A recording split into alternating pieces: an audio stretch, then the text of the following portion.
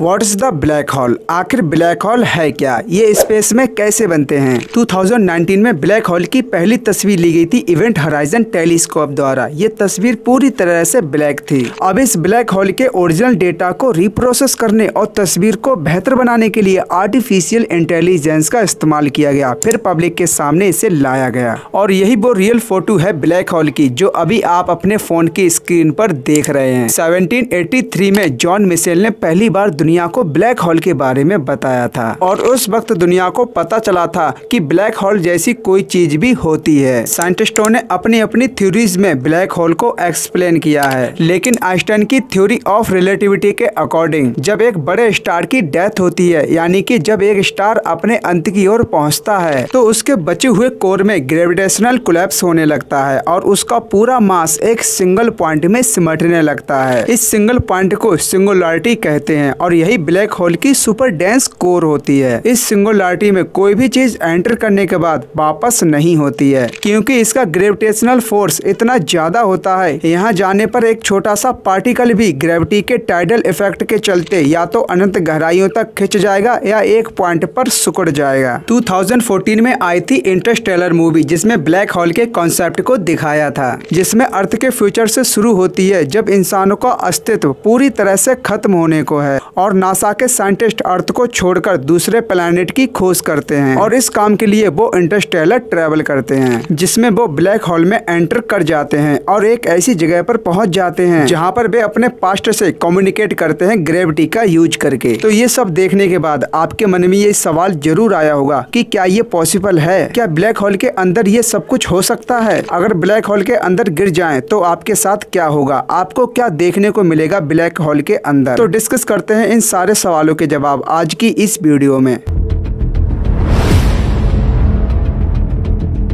Einstein ने साल 1905 में थ्योरी ऑफ रिलेटिविटी पब्लिश किया था, जिसमें बताया था कि कैसे स्पीड टाइम को इन्फ्लुएंस करती है। अगर आप लाइट की स्पीड से चलते हैं तो आपके लिए टाइम बहुत स्लो हो जाएगा, यानी आप जब लाइट की स्पीड से ट्रेवल कर रहे होंगे तो आपको फील नहीं हो रहा होगा कि टाइम स्लो चल रहा है। आपके लिए टाइम उतना ही स्पीड से चल रहा होगा जितना कि नॉर्मली चल रहा था। ब्लैक होल स्पेस में वो जगह है जहाँ फिजिक्स का कोई रूल काम नहीं करता है, मतलब समय और स्थान का कोई मतलब नहीं है। यहाँ बस ग्रेविटी और डार्कनेस है। इसका ग्रेविटेशनल फोर्स इतना ज्यादा होता है कि आप सोच भी नहीं सकते। इसके खिंचाव से लाइट को भी अपने अंदर एब्जॉर्ब कर लेता है, यानी इसमें जो भी डाला जाए वो बाहर नहीं निकलेगा। आप इस तरह से समझ सकते हैं कि जब हम किसी टार्च से प्रकाश डालते हैं तो वो प्रकाश रिफ्लेक्ट होकर हमारी आंखों पर आता है, तभी वो चीज हमें दिखाई देती है। सपोज दैट अगर प्रकाश लौट कर ही नहीं आए तो वो ब्लैक होल बन सकता है। ऐसा ही स्पेस में होता है। इनफैक्ट जब कोई विशाल तारा अपने अंत की ओर पहुंचता है, यानी कि उसकी डेथ होती है, तो वो अपने ही अंदर क्लोज होने लगता है। धीरे धीरे वो बहुत बड़ा ब्लैक होल बन जाता है और फिर उसकी डेंसिटी और ग्रेविटी इतनी बढ़ जाती है कि उसके प्रभाव क्षेत्र में आने वाला हर प्लैनेट उसकी ओर खिंचकर उसके अंदर चला जाता है। इसके प्रभाव क्षेत्र को ही इवेंट होराइजन कहते हैं और ग्रेविटेशनल स्पेस को उसके आसपास लपेट देता है और उसे कर्व जैसा आकार दे देता है। यानी इवेंट होराइजन एक बाउंड्री है ब्लैक होल की। जब तक आप इवेंट होराइजन के बाहर हैं आप सुरक्षित हैं। अगर आपने इवेंट होराइजन को क्रॉस कर लिया तो आप कभी वापस नहीं आ सकते। यहाँ तक कि लाइट भी इससे बचकर नहीं निकल सकती। ये लाइट को भी अपने अंदर समा लेता है। जब इससे लाइट भी नहीं बच सकती तो बाकी चीजें कहाँ से बच पाएंगी? लेकिन हाँ, जरूरी नहीं कि कोई स्टार ही ब्लैक होल बन सकता है। जैसे मान लीजिए अगर कोई बहुत बड़ी चीज अगर छोटी कर दी जाए तो वो ब्लैक होल बन जाएगी।